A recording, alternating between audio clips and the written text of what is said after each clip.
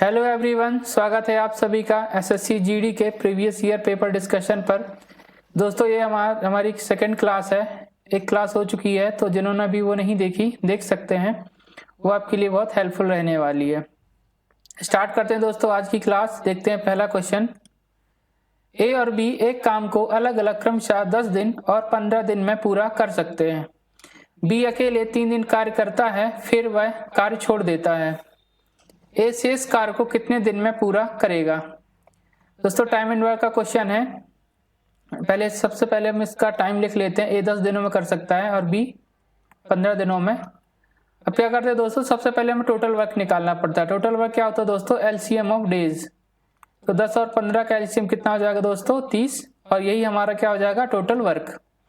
तो total work क्या हो गया दोस्तों? हमारा 30। इसके बाद हम क्या निकालते हैं? एफिशिएंसी। तो एक ही एफिशिएंसी क्या हो जाएगी दोस्तों?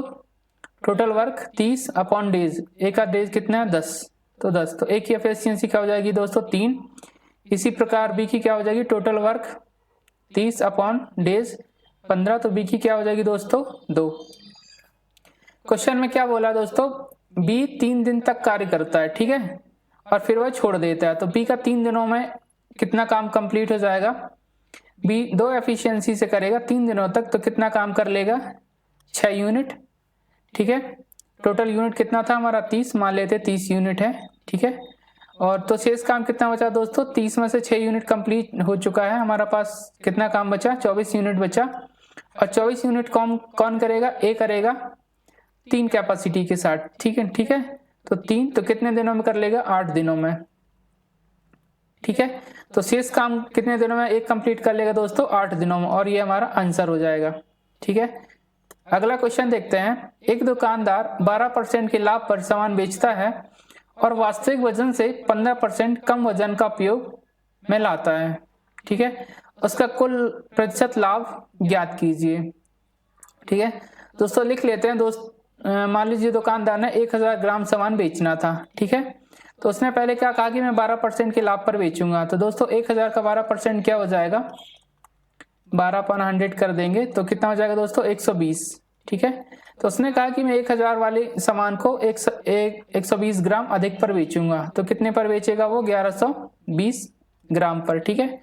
अब अगली बार क्या किया उसने कि 15% कम वजन का उपयोग किया, ठीक है। तो 15% कितना हो जाएगा दोस्तों 1000 का? तो कितना हो जाएगा ये? 150 ग्राम। तो वो क्या करता है कि उसे बेचना 1000 ग्राम ही चाहिए था, लेकिन उसने 150 ग्राम कम बेचा। तो कितना हो जाएगा? 150 ग्राम कम बेचने पर 850 ग्राम, ठीक है। दोस्तों ये उसका क्या हो जाएगा? सीपी। और ये क्या हो जाएगा दोस्तों? उसका एसपी यानी विक्रय मूल्य। उसका लाभ कितना हो जाएगा दोस्तों? दोनों का डिफरेंस कर लेते हैं। कितना हो जाएगा? 0। यहाँ 12 में 5 7 और 11 बचा, यहाँ 10। तो कितना बचेगा? 2। 270 ग्राम वो लाभ कमाया। कितने रुपए पर दोस्तों? कितने ग्राम पर? 850 ग्राम पर, ठीक है। आप क्या करेंगे? परसेंट निकालने के लिए 100 का गुणा कर देंगे, तो उसका लाभ प्रतिशत निकाल आएगा। तो काट देंगे, 5 दूनी 10, 17 अपना 85, 227 इंटू 2 कितना हो जाएगा? 54। और एक 0 लिखा था तो 540 हो जाएगा अपॉन 17।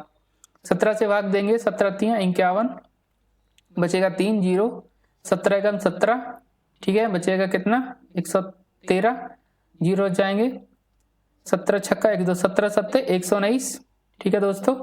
कितना बचेगा? 11। तो 31.17 17 छक्का 102, 31.76। दोस्तों ये हमारा आंसर हो जाएगा। तो उस दुकानदार का लाभ प्रतिशत कितना हो जाएगा? 31.76%, ठीक है। अगला क्वेश्चन देखते हैं।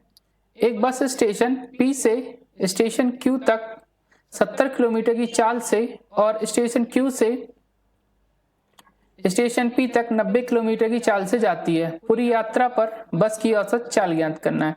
दोस्तों इसमें बस की औसत चाल निकालना है अपने को, ठीक है। तो फॉर्मूले से कर लेते हैं। फॉर्मूला क्या होता है औसत चाल का? 2xy upon x plus Y. पहली वाली चाल को मैं x मान लेता हूं और दूसरी वाली चाल को y मान लेता हूं, ठीक है। अब यहाँ वैल्यू रख देंगे। 2 इंटू एक्स यानी 70 इंटू 90 अपॉन क्या हो जाएगा? 70 प्लस 90 कितना हो जाएगा? 160। इसको सॉल्व कर लेंगे दोस्तों, 2 से काट देंगे, कितना बचेगा? 8। 70 इंटू 9, 9 7 63 यानी 630 हो जाएगा। 8 से भाग दे देंगे, ठीक है। तो कितना हो जाएगा 8 सत्ते 56, कितना बचा 7, 8 अठैया 64, तो कितना बचा 6, फिर कितना आ जाएगा 8 सत्ते 56, बचेगा 4 यानी 40, 8 पंचे 40। दोस्तों 78.75 किलोमीटर पर आवर उसकी औसत चाल हो जाएगी, ठीक है। कौन सा ऑप्शन है? ऑप्शन तीसरा 78.75 किलोमीटर पर आवर, ठीक है दोस्तों। अगला क्वेश्चन देखते हैं। एक वस्तु का मूल्य 2 वर्ष में घटकर 18,000 से 14,580 हो जाता है, ठीक है। वस्तु के मूल्य ह्रास की वार्षिक दर ज्ञात करें, ठीक है। दोस्तों देखते हैं कि 2 वर्ष पहले कितना था, 18,000 रुपये था मूल्य, और अब 2 वर्ष बाद कितना हो गया 14,580, ठीक है। हम क्या करेंगे, इनका रेशियो निकाल लेते हैं, इससे कट जाएगा और 2 से और काट लेते तो कितना जाएगा 900, अनुपात कितना हो जाएगा दोस्तों 2 सत्ते 14, 2 दूनी 4, 2 नाम 18, 900 रेशियो 729। दोस्तों क्योंकि 2 वर्ष में है तो हम क्या करते हैं कि इसका रूट लगाते हैं, स्क्वायर रूट लगाते हैं। अगर यहीं पास 3 वर्ष होता दोस्तों तो हम क्या करते क्यूब रूट लगाते, और 4 होता तो 4 इधर लगते और रूट निकालते। इसी प्रकार 2 वर्ष है तो 2 वर्ष का निकाल लेते हैं। मैं अच्छे से लिख देता हूं इसे, क्या लिखा हुआ था 900, और यहाँ कितना लिखा हुआ था 729, ठीक है। दोनों का स्क्वायर रूट निकाल लेंगे, ठीक है। तो क्या हो जाएगा 900 कितना होता है 30 का स्क्वायर होता है, और 729 कितना होता है 27 का स्क्वायर होता है। दोस्तों 30 जनसंख्या थी अनुपात में, तो कितनी हो गई 27, यानी कितनी कमी आ गई 3 की, ठीक है। इनिशियल वास्तव में कितना था 30/30 कर देंगे, और परसेंट निकालने के लिए 100 का गुणा कर देंगे, ठीक है। तो कितना जाएगा 10%। तो दोस्तों वार्षिक ह्रास कितनी हो जाएगी 2 वर्ष की हमारी 10% ह्रास हो जाएगी जनसंख्या में, ठीक है दोस्तों। मूल्य में, सॉरी जनसंख्या नहीं मूल्य लिखा हुआ है, तो इसका आंसर हो जाएगा 10%। अगला क्वेश्चन देखते हैं। एक मेज जिसका अंकित मूल्य 300 रुपए है 20% 10% की 2 क्रमिक छूट पर बेचा जाता है, ठीक है। अगर इसके अलावा नकद भुगतान पर 5% की छूट की पेशकश की जाती है तो मेज का नकद मूल्य क्या होगा, ठीक है दोस्तों। अंकित मूल्य कितना था दोस्तों 300 रुपए था। अगर उसने 20% की छूट दी, 20% की फ्रैक्शनल वैल्यू लिख लेते हैं, 20% क्या होता है 1/5। अगर अंकित मूल्य 4 था तो उसने 1 की छूट दे दी, तो अब कितना बचा 4/5 बचा। इसी प्रकार उसने 10% की छूट दी, 10% की फ्रैक्शनल वैल्यू क्या होती है दोस्तों 1/10। अगर उसका अंकित मूल्य 10 था तो 1 की छूट दे दी, तो कितना बचा 9/10 बचा। इसी प्रकार उसने क्या किया कि नगद भुगतान किया, नगद भुगतान पर 5% एक्स्ट्रा छूट मिल गई, तो दोस्तों 5% की फ्रैक्शनल वैल्यू क्या होती है 19/20, ठीक है। कैसे निकालेंगे 5% 100 में कम कर देंगे, कितना बचेगा 95 अपन परसेंट यानी 100, 5 से काट देंगे कितना बचेगा 19, 5 से काट देंगे कितना बचेगा 20, तो 19/20, तो यहाँ लिख देंगे हम 19/20। दोस्तों इसको हम क्या करेंगे सॉल्व कर लेंगे, 2 जीरो से 2 जीरो कट जाएंगे, ठीक है। 3 × 4 3 चौको 12, 12 × 9 108, 108 × 19 कर देंगे अपॉन 5 × 2 यानी 10 नीचे हो जाएगा। दोस्तों गुणा करेंगे 19 अट्ठे कितना हो जाएगा 152, तो 52 लिख देंगे यहाँ, एक बचेगा 19 से कम 19 और एक 20 और 52 हो जाएगा, ठीक है। अपॉन 10 में, क्योंकि दोस्तों 10 में 10 से भाग करेंगे तो कितना आ जाएगा यहाँ पर दशमलव लग जाएगा, तो फाइनल उसका कीमत कितना हो जाएगा 205.20, ठीक है। कौन सा तीसरा ऑप्शन है। तो नगद मूल्य कितना हो जाएगा दोस्तों 205.20 रुपए, ठीक है, सारी डिस्काउंट देने के बाद। तो अगला क्वेश्चन देखते हैं। एक गोले का वक्र पृष्ठीय क्षेत्रफल 1386 सेंटीमीटर स्क्वायर है, गोले का आयतन ज्ञात कीजिए। दोस्तों मेंसुरेशन का क्वेश्चन है, और क्या करते हैं गोले का आयतन निकालना है हमको। पृष्ठीय क्षेत्रफल दिया है, तो गोले का पृष्ठीय क्षेत्रफल क्या होता है 4πr², ठीक है। कितना लिखा हुआ है 1386, ठीक है। 4π यानी 22/7 इंटू r² बराबर 1386, काट लेंगे, 2 से काटेंगे तो 11 आएगा, 2 से काटेंगे तो 6 आएगा, और 9 फिर 3 आएगा। ठीक है, 11 से भी काट लेंगे दोस्तों, क्या आएगा 11 छक्का 66, 11 तियां 33। ठीक है, आर स्क्वायर बराबर क्या हो जाएगा दोस्तों 63 को क्या लिख सकते हैं 9 × 7 63, तो 9 को क्या लिख सकते हैं 3 × 3 और 7 को यहाँ 7 लिख देंगे और ये वाला 7 इधर आ जाएगा अपना और 4 जो है यहाँ है वो यहाँ आ जाएगा। ठीक है, दोस्तों स्क्वायर लगा है तो हम क्या करेंगे इसको हटा के यहाँ पास स्क्वायर रूट लगा देंगे, तो फाइनल हमारे पास क्या बचेगा 3 इधर से और 7 इधर से और 2 इधर से आ जाएगा, तो कितना आ जाएगा 21/2। दोस्तों अब क्या निकालना है हमको, आयतन निकालना है, गोले का आयतन निकालना है, तो क्या होता है 4/3, पाई को मैं 22/7 लिख देता हूँ इंटू r³ 21/2 इंटू 21/2 इंटू 21/2। ठीक है, इसको सॉल्व कर लेते हैं, तो 3 × 7 कितना हो जाएगा 21, तो 21 से 21 कट गया, 2 × 2 कितना हो जाएगा दोस्तों 4, तो 4 से 4 कट गया, इस 2 से काट देंगे इसको तो कितना बचेगा 11। दोस्तों 21 का स्क्वायर कितना होता है 441 इंटू 11 करना है, तो क्या करेंगे 4 4 1 और 4 4 1, इसको जोड़ देंगे कितना जाएगा 1 5 8 और 4। ठीक है दोस्तों, ये हमारा आयतन निकाला गया सेंटीमीटर क्यूब। ठीक है, तो हमारा आंसर कौन सा हो जाएगा 4851 सेंटीमीटर क्यूब। ठीक है, ये हमारा आयतन हो जाएगा गोले का। अगला क्वेश्चन देखते हैं, 5750 पर एक वर्ष के लिए 16% की दर से वार्षिक रूप से चक्रवृद्धि होने वाले ब्याज और अर्धवार्षिक रूप से चक्रवृद्धि होने वाले ब्याज के बीच कितना अंतर है। ठीक है दोस्तों, हमें क्या निकालना है कि एक वर्ष का सिंपल इंटरेस्ट निकालना है और एक वर्ष का ही अर्धवार्षिक रूप से कंपाउंड इंटरेस्ट निकालना है और दोनों के बीच डिफरेंस निकाल देना इस मूलधन पर। ठीक है, तो सॉल्व करते हैं दोस्तों। पहले निकाल लेते हैं सिंपल इंटरेस्ट, तो सिंपल इंटरेस्ट क्या हो जाएगा दोस्तों एक वर्ष का जो दर दी हुई है वही हो जाएगी, यानी 16% ही हो जाएगा। ठीक है, अगली बार निकालते हैं हम दूसरी बार CI क्या होता है दोस्तों, CI की दर क्या हो जाएगी, एक साल की अगर 16% है तो अर्धवार्षिक रूप से काउंट करेंगे तो 8% पहले 6 माही में लगेगी और 8% दूसरे 6 माही में। ठीक है दोस्तों, 6 मंथ इधर और 6 मंथ इधर, दोस्तों ये 8% है, इस मंथ 6 मंथ पर भी लगेगी, तो क्या हो जाएगा 8 × 8 64/100। ठीक है, तो यहाँ क्या आ जाएगा 0.64 आ जाएगा। ठीक है दोस्तों, CI की दर कितनी आ गई 8 + 8 16.64। दोस्तों हमें इन दोनों के बीच अंतर निकालना है, तो कितना अंतर आ जाएगा, दोनों को हटा देंगे कितना आ जाएगा 0.64 का अंतर आ जाएगा। ठीक है, तो मूलधन पर निकाल देते हैं, क्या हो जाएगा 5750 इंटू 0.64/100। ठीक है, इसको सॉल्व कर लेंगे, कट जाएगा, 5 से काटेंगे तो कितना आ जाएगा 5 × 5 5 × 5 5 × 25। ठीक है, यहाँ कितना बचेगा 2 से इसको भी काट लेंगे, कितना आ जाएगा 32.32 आ जाएगा। 115 का इसमें गुणा करेंगे तो क्या हो जाएगा 115 दूनी 230। ठीक है, तो 0 हासिल कितना आ जाएगा 23। 115 तियां 345, 345 में इसमें जोड़ देता हूँ, कितना आ जाएगा 8 6 और 3 और 345 टोटल 368 टोटल आ गया, तो मैं यहाँ लिख देता हूँ 368।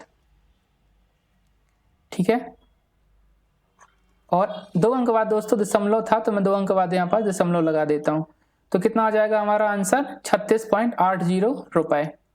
ठीक है दोस्तों, CI और SI का डिफरेंस हो जाएगा। अगला क्वेश्चन देखते हैं, संख्या 350 में 20% की वृद्धि की जाती है, फिर 25% की कमी की जाती है, इस प्रकार बनने वाली नई संख्या ज्ञात कीजिए। ठीक है दोस्तों, 350 ये लिखा हुआ है, लिख देते हैं। पहले 20% की वृद्धि हुई दोस्तों, 20% की फ्रैक्शनल वैल्यू क्या होती है 1/5।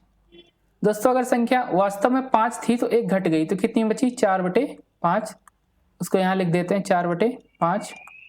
अगली बार क्या हुआ दोस्तों, सॉरी इसमें वृद्धि हुई है दोस्तों, पहले वाले में वृद्धि हुई है। ठीक है, तो 1/5 अगर संख्या थी तो 1 की वृद्धि होगी, तो कितना हो गया 6/5, तो यहाँ पर 6/5 से गुणा कर देते हैं। अगली बार क्या हुआ कि 25% की कमी हो गई, तो 25% की फ्रैक्शनल वैल्यू क्या होती है 1/4। अगर वास्तव में संख्या 4 थी तो 1 की कमी हो गई, तो कितनी बची 3/4। ठीक है दोस्तों, इसको सॉल्व कर लेते हैं। तो 5 चौकी कितना हो जाएगा दोस्तों, ये 20 हो जाएगा। तो 1 0 से 1 0 कट जाएगा, 2 से काटेंगे कितना हो जाएगा 3। दोस्तों 3 3 का 9, 35 × 9 करेंगे, 35 × 9, 35 दाम कितना होता है दोस्तों 350, या 35 कम कर देंगे तो कितना हो जाएगा 315, और ये हमारा आंसर हो जाएगा। ठीक है दोस्तों, तो नई संख्या कौन सी हो जाएगी 315 हो जाएगी, और यही हमारा आंसर होगा। अगला क्वेश्चन देखते हैं। 7, 5 और 3 के चौथे समानुपाती तथा 7 और 13 के तीसरे समानुपाती के बीच अनुपात है। अनुपात निकालना दोस्तों चौथा समानुपाती क्या होता है, अगर कोई संख्या अनुपात में लिखी है तो हम इस प्रकार लिखते हैं 7/5 बराबर 3 चौथा अनुपाती दोस्तों मान लेते हैं x है। ठीक है, तो x यहाँ लिख देते हैं। तो फाइनली x की वैल्यू क्या हो जाएगी 5 × 3 15, और यहाँ 7 × x 7x हो जाएगा। तो मैं 7 को यहाँ भेज देता हूँ, तो x बराबर 15/7 हो जाएगा। इसी प्रकार दोस्तों तीसरा समानुपाती निकालना है, तो उसके लिए कैसे लिखते हैं 7/13 बराबर, तीसरा अनुपाती के लिए दोबारा 13 लिखते हैं, 13/y लिख देते हैं। दोस्तों जो अनुपात निकालना है तीसरा समानुपाती, उसके लिए मैं y मान लेता हूँ। ठीक है, यहाँ क्या हो जाएगा दोस्तों 7y हो जाएगा बराबर 13 का स्क्वायर कितना हो जाएगा 169। दोस्तों y को अकेले कर लेते हैं, तो y बराबर क्या हो जाएगा 169/7। अब क्या करेंगे दोस्तों x और y दोनों का अनुपात निकाल लेते हैं। x अनुपात y बराबर क्या हो जाएगा 15/7 अनुपात 169/7, तो 7 से 7 कट जाएगा। तो फाइनली x/y हमारे पास क्या मिलेगा 15/169। ठीक है, कौन सा है तीसरा ऑप्शन, और ये हमारा आंसर हो जाएगा। ठीक है, अगला क्वेश्चन देखते हैं। प्याज के मूल्य में 25% की वृद्धि से एक महिला 200 रुपए में 5 kg कम खरीद सकती है। ठीक है, प्याज का बढ़ा हुआ मूल्य kg में है। दोस्तों क्या होता है इसका कॉन्सेप्ट बता देता हूं। कुल खपत बराबर क्या होता है मूल्य इंटू मात्रा। ठीक है दोस्तों, अगर मैं मूल्य को देखूं तो मूल्य क्या हो जाएगा, मूल्य बराबर कुल खपत अपॉन मात्रा। इन दोस्तों मूल्य क्या होती है मात्रा का उल्टा होता है। ठीक है, यही कॉन्सेप्ट हमें यहाँ यूज करना है। ठीक है, यहाँ सॉल्व कर देते हैं। 25% की कमी हो गई दोस्तों, 25% की फ्रैक्शनल वैल्यू क्या होती है 1/4। ठीक है, कैसे निकालेंगे 25/% हटाएंगे तो 100 आ जाएगा। 25 से कम 25, 25 चौको 100। ठीक है, तो 25% की वृद्धि होगी। दोस्तों मैं यहाँ लिख देता हूँ, अगर पहले क्या थी, पहले यहाँ लिख देते हैं और यहाँ लिख देते हैं बाद। ठीक है, पहले अगर 4 थी तो 25% की वृद्धि हो गई, यानी 4 अगर पहले था तो अब कितना हो गया 1 बढ़ के 5 हो गया। ठीक है दोस्तों, ये मूल्य की बात कर रहा है, मूल्य की, तो ये क्या लिखा हुआ है मूल्य। ठीक है, मूल्य लिखा हुआ है। ठीक है, तो मात्रा क्या हो जाएगी दोस्तों, मूल्य मात्रा का क्या होती है उल्टा होती है, इनवर्स होती है। अगर मूल्य 4:5 में है तो मात्रा क्या हो जाएगी 5:4 में। ठीक है दोस्तों, उसने क्या कहा 5 किलोग्राम कम खरीद सकती है, मात्रा दी हुई है 5 किलोग्राम कम। तो यहाँ पास मात्रा कितना कम है 1 कम है, 1 की वैल्यू कितना दी हुई है 5। तो क्या बोला दोस्तों बढ़ा हुआ मूल्य, यानी बाद वाला मूल्य पूछा है। तो 1 की वैल्यू 5 है तो 4 की वैल्यू कितनी हो जाएगी दोस्तों, 4 की वैल्यू 5 गुना हो जाएगी, कितनी हो जाएगी 20 हो जाएगी। ठीक है दोस्तों, इसी प्रकार अगर हम इसकी निकालना चाहें तो 1 की वैल्यू 5, 5 की वैल्यू कितनी हो जाएगी दोस्तों 25। ये क्या लिखी हुई है दोस्तों मात्रा लिखी हुई है। अब हमें क्या निकालना है मूल्य निकालना है। तो 200 किलोग्राम में पहले कितना खरीद सकता था, 25 से भाग देंगे तो कितना आएगा दोस्तों 8। ठीक है, और इसी प्रकार हम अगर इसमें भाग देते हैं 200/20 तो कितना आ जाएगा दोस्तों 10। ठीक है, तो दोस्तों बढ़ा हुआ मूल्य क्या हो जाएगा हमारा 10 रुपए। ठीक है, कौन सा चौथा ऑप्शन 10 रुपए प्रति केजी। दोस्तों अगर पहले का मूल्य पूछा होता तो हमारा आंसर क्या हो जाएगा, 8 रुपए पर केजी। ये पहले का मूल्य हो गया। ठीक है, मैंने इसमें दोनों बता दिए, दोनों टाइप से क्वेश्चन पूछता है। अगला क्वेश्चन देखते हैं। रॉबिन किसी दूरी का 1/4 भाग 16 किलोमीटर पर आवर से चाल से और अगला 1/4 भाग 10 किलोमीटर पर घंटे की चाल से और शेष भाग 80 किलोमीटर पर घंटा की चाल से तय करता है। ठीक है, संपूर्ण दूरी के लिए रॉबिन की औसत चाल ज्ञात कीजिए। दोस्तों दशमलव के 2 स्थानों तक निकालना है। ठीक है दोस्तों, हम क्योंकि 1/4 यहाँ लिखा हुआ है और 1/4 यहाँ भी लिखा हुआ है। ठीक है, तो हम क्या करते हैं, दोनों का गुणा ले लेते हैं। 4 × 4 16। ठीक है, तो टोटल डिस्टेंस हम मान लेते हैं दोस्तों TD 16। ठीक है, और x भी लगा देते हैं जिससे हमें कंफ्यूजन नहीं होगा। हम मान लेते हैं टोटल डिस्टेंस हमारी कितनी थी, 16x थी। ठीक है दोस्तों, 16x का 1/4 भाग कितना हो जाएगा, 4x। पहले उसने 4x ट्रेवल किया तो टोटल डिस्टेंस क्या हो जाएगी, 16x। दोस्तों एवरेज स्पीड बराबर क्या होती है, एवरेज स्पीड बराबर क्या होती है, total distance upon total time. ठीक है दोस्तों, TT लिख दिया। तो पहले टोटल डिस्टेंस कितनी थी हमारी, 16x थी। ठीक है, टोटल टाइम क्या हो जाएगा दोस्तों, डिस्टेंस अपॉन स्पीड। दोस्तों पहले 1/4 था, 1/4 16 का 1/4 कितना हो जाएगा, 4x। ठीक है, 4x दूरी वो किस स्पीड से चला है, 4x दूरी किस स्पीड से चला है, 20 किलोमीटर पर घंटे से, 20x हो जाएगा, 20 लिख देंगे प्लस। दोस्तों अगला 1/4, दोस्तों 16x का 1/4 कितना हो जाएगा, 4x। 4x किससे चला है, 10 किलोमीटर पर घंटे से चला है, तो यहाँ मैं 4x लिख देता हूँ और स्पीड कितनी लिख देता हूँ, 10। अगला क्या है दोस्तों, शेष दूरी। दोस्तों 4x इधर चल लिया उसने, 4x यहाँ चल लिया, तो टोटल कितना हो गया, 8x। टोटल हमारे पास कितना था, 16x, तो हमारे पास बचा कितना, 8x ही शेष बचा। दोस्तों 8x दूरी को कैसे कवर करता है, यहाँ 8x लिखना है। 8x को किससे कवर करता है, 80 किलोमीटर पर घंटे की चाल से, तो 80 में भाग दे देंगे। दोस्तों इसको सॉल्व कर लेंगे, क्या करते हैं, नीचे सभी में 10 बना लेते हैं जिससे इजी सॉल्व हो जाएगा।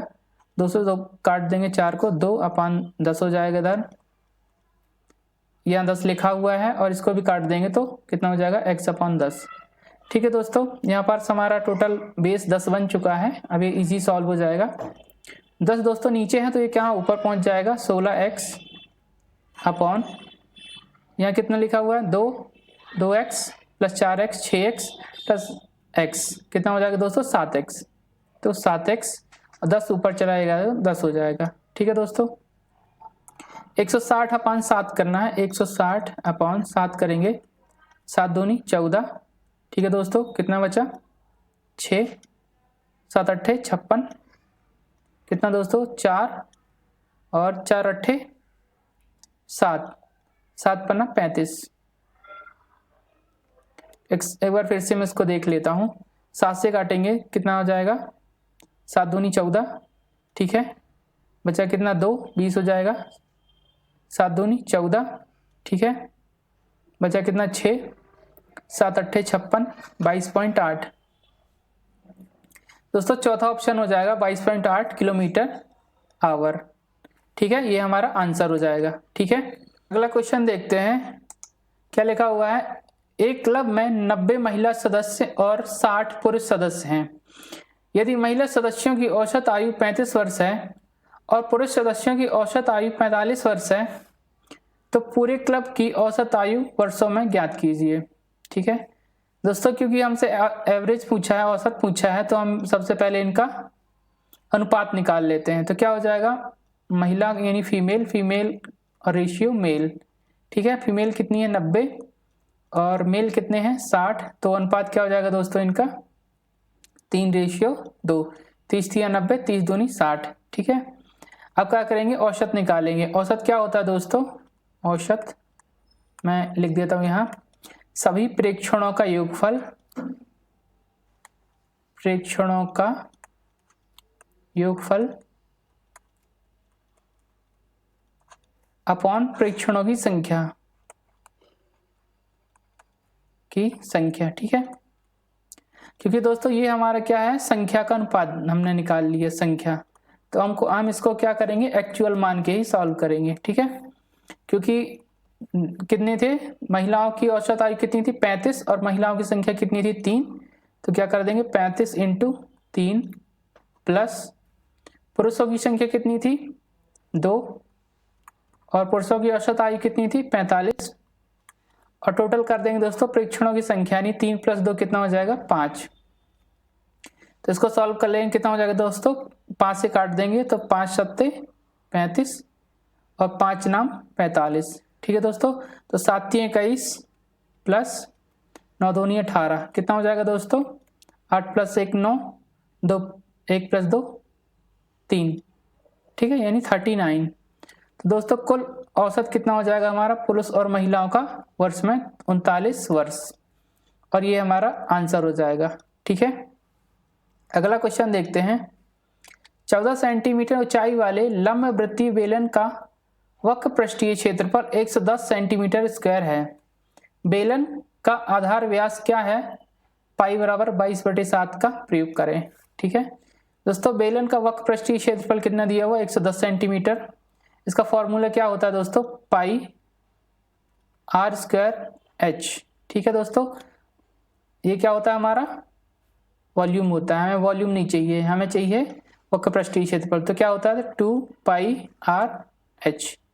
ठीक है दोस्तों, क्या कितना लिखा हुआ 110, तो 2 × पाई यानी 22/7।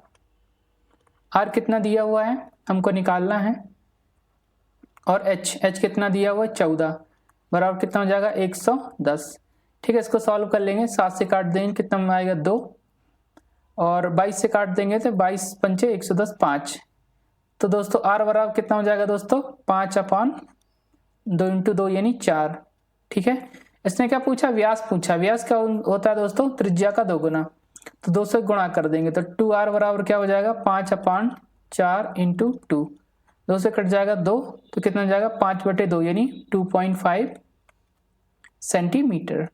ठीक है, और ये हमारा आंसर हो जाएगा। ठीक है, अगला क्वेश्चन देखते हैं दोस्तों, क्या लिखा हुआ है। एक शंकु की त्रिज्या 5 सेंटीमीटर है और इसकी तिर्यक ऊंचाई 16 सेंटीमीटर है। इसका कुल पृष्ठीय क्षेत्रफल सेंटीमीटर स्क्वायर में निकालना है। दोस्तों इसका कुल पृष्ठीय क्षेत्रफल क्या होता है, पाई r × r+l। ठीक है शंकु का। दोस्तों अगर आपको वीडियो सेशन अच्छा लगा तो सब्सक्राइब जरूर करें। इस वीडियो का टारगेट रखते हैं दोस्तों 1000 सब्सक्राइब। तो दोस्तों जल्दी से आप 1000 सब्सक्राइब कंप्लीट करा दो, देन नेक्स्ट वीडियो हम आपके लिए लेकर आते हैं। तो अभी क्वेश्चन सॉल्व कर लेते हैं। क्या लिखा हुआ, पाई यानी 22/7 × r त्रिज्या 5 सेंटीमीटर × r+l, 5 + l कितना 16। ठीक है दोस्तों, तिर्यक ऊंचाई l क्या होती है दोस्तों, तिर्यक ऊंचाई। तो इसको सॉल्व कर लें, 22 × 5 110/7 और 16 × 5 21। तो 3 से काट लेंगे दोस्तों, 7 से काट लेंगे कितना बचेगा 3, तो 110 × 3 कितना हो जाएगा दोस्तों 330 सेंटीमीटर स्क्वायर। इसका कुल पृष्ठीय क्षेत्रफल हो जाएगा। ठीक है, अगला क्वेश्चन देखते हैं। ए और बी मिलकर एक कार्य को 50 घंटे में पूरा कर सकते हैं। बी और सी मिलकर उसी कार्य को 75 घंटे में पूरा कर सकते हैं। ए और सी मिलकर उसी कार्य को 25 घंटे में पूरा कर सकते हैं। वह समय ज्ञात करें जिसमें ए बी और सी मिलकर कार्य को पूरा करेंगे। दोस्तों सबसे पहले क्या लिख लेते हैं, टाइम ए + बी कितने घंटों में कर सकता है 50 घंटों में, और बी + सी कितने घंटों में कर सकता है 75 घंटों में, और सी + ए मिलकर कितने घंटों में कर सकता है दोस्तों 25 घंटों में। इसका एलसीएम निकाल लेते हैं दोस्तों, कितना आ जाएगा। एलसीएम क्या होता है दोस्तों, टोटल वर्क। तो टोटल वर्क कितना हो जाएगा 50, 75 और 25 का एलसीएम। ठीक है दोस्तों, तो इनका एलसीएम कितना आ जाएगा दोस्तों 150। ठीक है, टोटल वर्क हो गया ये हमारा। अब क्या करेंगे, हम एफिशिएंसी निकालेंगे। ए + बी की एफिशिएंसी निकालेंगे, तो कैसे निकालेंगे, एफिशिएंसी क्या होता है, total work upon days. 150 upon A + B का डेज कितना हो जाएगा 50। तो ए + बी की एफिशिएंसी कितनी हो जाएगी दोस्तों 3। इसी प्रकार निकाल लेंगे बी + सी की, तो कितनी हो जाएगी 150 अपॉन 75 यानी 2। इसी प्रकार सी + ए की 150 अपॉन 25, तो कितना हो जाएगा 6। तो सभी मिलकर पूछा, सभी मिलकर कितने दिनों में कार्य करेंगे। तो दोस्तों आप देख रहे हैं अभी ए है, दो जगह ए है, दो जगह ए है, दो जगह बी है और दो जगह सी है। तो इन सभी को जोड़ लेंगे और दो कॉमन ले लेंगे तो क्या हो जाएगा ए प्लस बी प्लस सी। ठीक है दोस्तों, कितनी क्षमता हो जाएगी इनकी 6 + 2 8, 8 3 11, टोटल 11 कैपेसिटी हो जाएगी दोस्तों। और ए प्लस बी प्लस सी की अगर मैं बात करूं तो कितना हो जाएगा 11/2। दोस्तों टोटल वर्क 150 है, 150 को तीनों मिलकर करेंगे तो कितने दिनों में कर लेंगे 150/11/2 है दोस्तों। तो 2 क्या ऊपर चला जाएगा तो कितना हो जाएगा 150 × 2 कितना हो जाएगा 300/11 आवर यानी घंटे। तो कौन सा ऑप्शन सही हो जाएगा हमारा दूसरा ऑप्शन। तो कितना हो जाएगा 300/11 घंटे। अगला क्वेश्चन देखते हैं क्या लिखा हुआ है। 4 अंकी सबसे बड़ी और सबसे छोटी संख्या के बीच अंतर ज्ञात करें जो 36 और 48 से पूर्णतः विभाज्य है। ठीक है दोस्तों, तो 4 अंकीय सबसे बड़ी संख्या लिख लेते हैं, क्या हो जाएगी 9999। ठीक है, और सबसे छोटी संख्या क्या हो जाएगी दोस्तों 1000। इसको क्या कर लेते हैं घटा लेते हैं तो कितना हो जाएगा 8999। अब क्या करना है दोस्तों, ये संख्या इनसे कटनी चाहिए, तो क्योंकि ये तो पूर्णतः डिवाइड नहीं हो रही तो हम क्या करेंगे इनका एलसीएम लेंगे। तो एलसीएम कितना हो जाएगा दोस्तों 36 और 48 का 144 हो जाएगा दोस्तों। 144 में इस संख्या में भाग देंगे, ठीक है, और जो हमारा शेष आएगा वो हम इस संख्या में घटा देंगे तो हमारा आंसर प्राप्त हो जाएगा। ठीक है, करते हैं क्या लिखा हुआ है 8999 में भाग देंगे किसका 144 का, तो कितनी बार जाएगा 6 बार, तो कितना हो जाएगा 864। घटा लेंगे कितना आएगा 5 और 3 और कितना आ जाएगा 9। ठीक है, अब कितनी बार जाएगा दोस्तों 2 बार, तो कितना आ जाएगा 288। अब कितना बचेगा 1 और यहाँ 15 में 8 गए 7, तो 71 दोस्तों हमारा क्या बचा शेष। दोस्तों इस संख्या में 144 का भाग देने पर 71 शेष बचता है। अगर हम इस शेष को इस संख्या में घटा दें तो 144 से यह संख्या पूर्णतः डिवाइड हो जाएगी, तो हम इससे 71 क्या कर देते हैं घटा देते हैं, तो क्या हो जाएगा 71 कम कर देंगे तो कितना हो जाएगा 8 और इधर 2 और 9 और 8, 8928। दोस्तों ये संख्या 144 से पूर्णतः विभाजित हो रही है, इसका मतलब ये संख्या 36 और 48 से भी पूर्णतः विभाजित होगी। ठीक है, तो हमारा आंसर कौन सा हो जाएगा 8928। इसको दूसरे तरीके से भी सॉल्व कर सकते हैं दोस्तों। कैसे, क्योंकि जो संख्या लिखी हुई है इसको मैं हटा देता हूं और यही बता देता हूं कैसे करना है। जो भी हमारी संख्या होगी दोस्तों वो 36 और 48 से पूर्णतः विभाज्य होगी। ठीक है, 36 क्या होता है दोस्तों 9 × 4, ठीक है, और 48 क्या होता है दोस्तों 12 × 4। ठीक है, यानी दोस्तों वह संख्या 4 से पूर्णतः डिवाइड होनी चाहिए क्योंकि 4 दोनों में आ रहा है। ठीक है, तो और हम ऑप्शन देख लेते हैं 4 से कौन डिवाइड हो रहा है। ठीक है, तो हमको आंसर मिल जाएगा। और 4 की डिविजिबिलिटी क्या होती है दोस्तों, किसी भी नंबर के लास्ट 2 अंक 4 से डिवाइड होनी चाहिए। ठीक है, तो वह संख्या 4 से पूर्णतः विभाजित हो जाएगी। ठीक है, इसमें देखते हैं ये 4 से पूर्णतः डिवाइड नहीं हो रही है। और 92 भी नहीं होता, 82 भी नहीं होता, 2 शेष बच जाता है। और 28 दोस्तों 28 4 से पूर्णतः विभाजित हो रहा है, इसका मतलब वह संख्या हमारी 8928 थी। ठीक है दोस्तों, इस क्वेश्चन को डिविजिबिलिटी से भी सॉल्व कर सकते हैं। ठीक है, और दोस्तों 1000 लाइक का हमारा टारगेट है तो इसको जरूर आप कंप्लीट करवा देना। तो थैंक यू, और अगला क्वेश्चन देखते हैं। तो दोस्तों सारे क्वेश्चंस कंप्लीट हो चुके हैं, थैंक्स फॉर ज्वाइनिंग अस। अगला वीडियो जल्दी आ जाएगा जैसे ही हमारे 1000 सब्सक्राइबर्स कंप्लीट हो जाते हैं। ठीक है, तो मिलते हैं दोस्तों अगले सेशन पे, तब तक के लिए धन्यवाद।